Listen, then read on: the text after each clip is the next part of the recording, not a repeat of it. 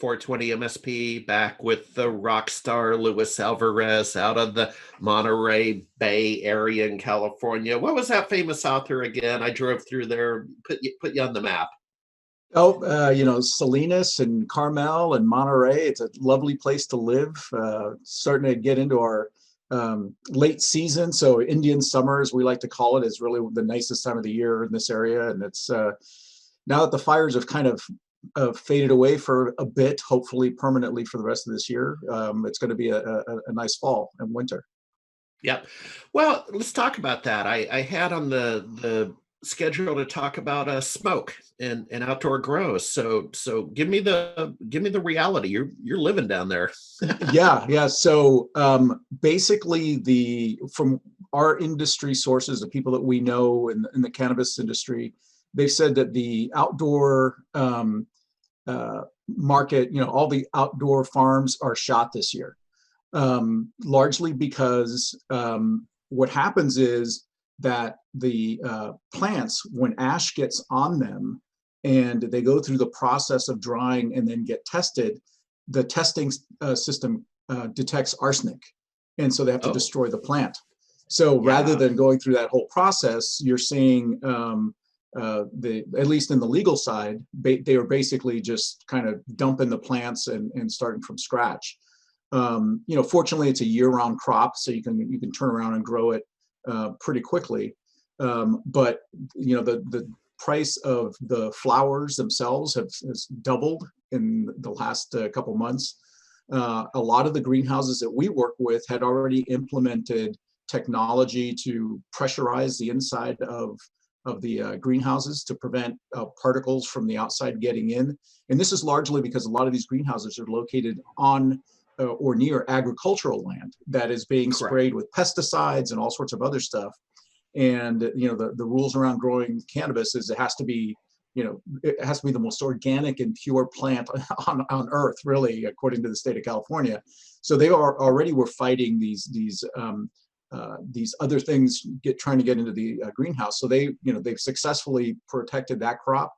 And so now a lot of the outdoor grow guys are looking and saying, hey, given that we can expect fires to happen in California pretty much from now to forever, maybe we need to start looking at doing more indoor grow somehow. And so we're thinking we're going to see a lot more renovation in greenhouses, which is great for us because that means a lot more tech that goes in there.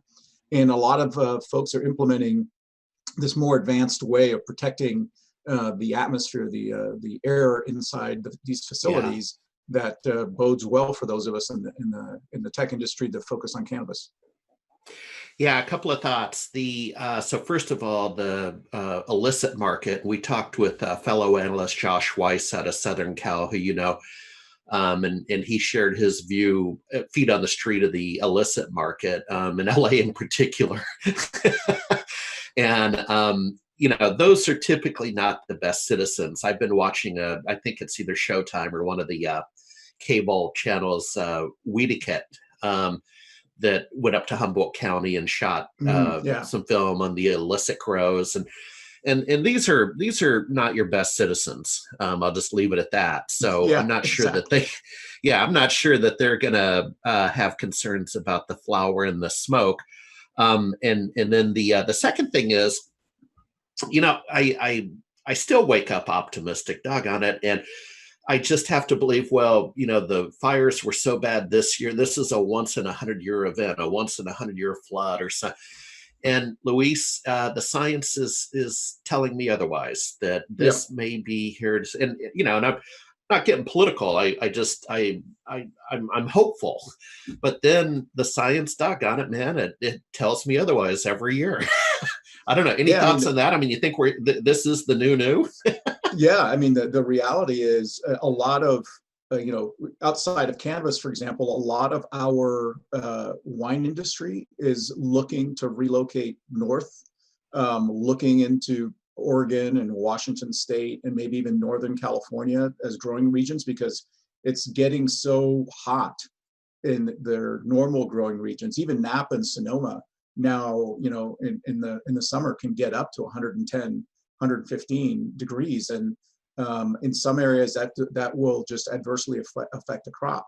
And that's not something that's going to change. That's just been trending for years and years and years. And these guys aren't stupid. They're going to start, finding ways to continue to have a business, just not necessarily where they have it today. And so I think that fires aren't going to go away. The good news is that typically you don't have another fire in the place where the last fire happened because it's burnt up all the fuel. But there's still a lot of fuel out there. And so 2 years ago we had a huge fire.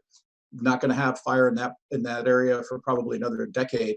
But all these new fires have plenty of fuel in other places. So it's an ongoing issue and one that we're going to have to adjust to. Yeah, and I'll put it on the books for next fall on our little editorial calendar. And I'm serious about that. We need to make this, how every Labor Day the press has articles about labor unions, right? It's a formula. Yep. So I'm going to put it on the books and we'll revisit that. So thanks for your time. You're a busy man. And hey, last question. Are you still speaking on your beloved IoT and some other passion topics at some conferences? Yep. Yeah. Do you want to throw, where might people see you next, if you don't mind? Well, I did some of the virtual sessions on Channel Pro. We did. And then I'm partnering right now with the folks from Dell and KMC Controls out of Chicago to do a series of webinars with them. I'm going to be doing the Smart Cities event later this month. Was going to happen out of Denver, but now it's online. We're talking about IoT and how to make cities smarter. So still staying busy in that space. All right. Well, I'll look for your LinkedIn teasers and that kind of thing so I can track you. Thanks, Louis. Thanks, Jenny. Thank you. Take care. Take care, Jen.